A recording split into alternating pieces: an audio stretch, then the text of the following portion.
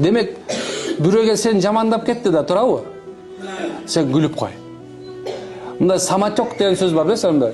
Ар бир нерсени өзүнүн ыгына калтырган болсоң, ошого переживать этип, ошону жаман көрүп, анын аркасынан барып компромат издеп, аны чукуп, аны жок кылам деп, эмне үчүн мындай айтат деп, эмне кылышпаш керек экен? Кереги жок экен ал нерсенин бар.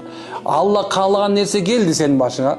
Алла каалаганчалык гана байлык келди. Алла каалаганчалык жаманчылык болду, бүттү. Сен проблема кылбайсың муну.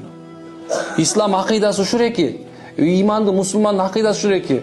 Мындай жакшы ойлоп көрсөңчү, мындай ошону сага кылган жаманчылыгын ойлоп көрө турган болсоң, кичинекей эле болду.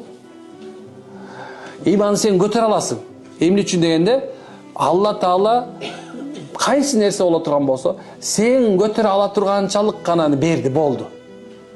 Сен көтөрө аласың ошону. Көтөрө албай калбайсың. Билесиң ал ошол нерсе сага келмек, ушул нерсе сен разы болушат. Алхамдулилlah. Bir geldi maşına onunla geldi. Tank da süzüp saldı. Tank emne kıldın anışıma. Sanım çok subhanallah. Allah kalagançalık boldu bul. Мындан чоңураак болгон болсо сен көтөрө албайт болчусуң. Сен болгону крыло ошунча болотасың, машина полностью өлүп калмаксың. Ушундай нерсе. Демек, жашооңдо деле банкроттук келип калды эле. Bir gün товарың өтпөй калды, bir нерсе болду. Ушундай болмок машалла. Эмнекен эч качан ошонун аркасынан түшүп алып, өзүңдү өзүң кыйнаба деген сөз. Жашоодо бул эң чоң хадис ушул эки. Пайгамбардын үйрөткөндөгүсү. Башка нерсени алып деле кереги жок. Жетишерлик. Качканда Кудай дейт, кууганда Кудай дейт. Баардыгы Кудайдан болду.